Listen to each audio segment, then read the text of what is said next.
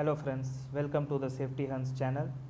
In this video, I am going to explain about HSE plan and its content. HSE plan is a document which shows us or guides us the ways to implement HSE management system and establish HSE policies. This document covers the entire project scope. All the HSE related issues and the arrangements will be taken into consideration so that the incident could be prevented to achieve accident free man hours. Also, all the responsibilities, accountabilities and roles of each and every project personnels will be highlighted in this HSE plan so that the HSE related issues could be well managed. So let's see what are all the contents of this HSE plan. The first one is introduction. In this introduction, the project scope will be explained briefly, as well as the company's mission as well as the vision will be highlighted. The next one is reference part. In this reference part, the documents which are all involved in the development of the HSE plan and the documents which are involved in the projects will be discussed, like code of practices, technical guidance notes, safe operating procedures, ISO standards and local regulations and laws. All these things will be captured here. The next one is definition. In the definition, this will highlight the standard HSE term definitions like accidents, ALARP, JSAs and MTC, LTI. All these terms will be explained. The next one is project details. The project details involves the scope of work, which involves all the activities going to be executed in the execution phase will be discussed here, as well as the project deliverables, which involves task risk assessment, HSE plan and performance report, the monthly performance report.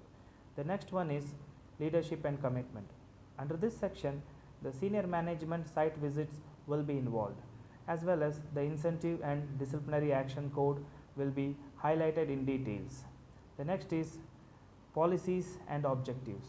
Policies involves the company as well as the client or customer's policies.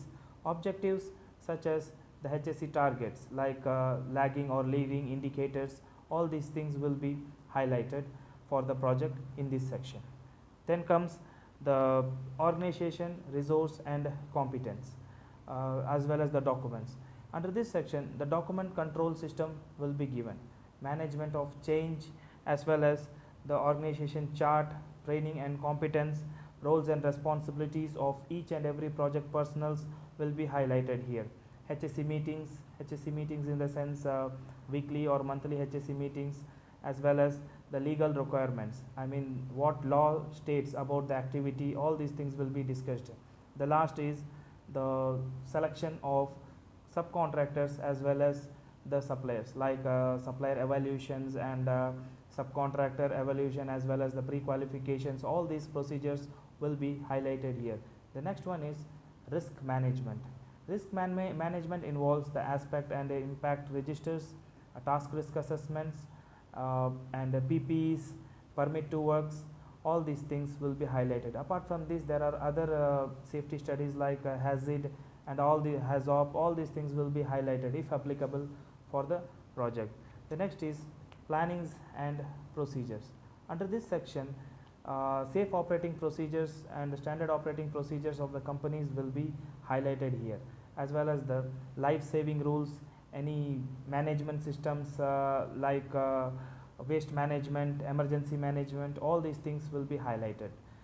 And under this section, the occupational health check for specific occupations like blasters, paintings and forklift and crane operators.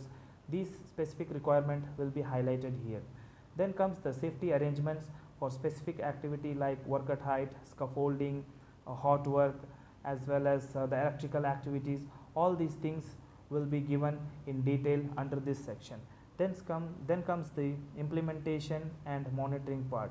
Under this section, the performance will be evaluated and monitored like active monitorings like HSE trainings and campaigns, drills. All these things will be covered here.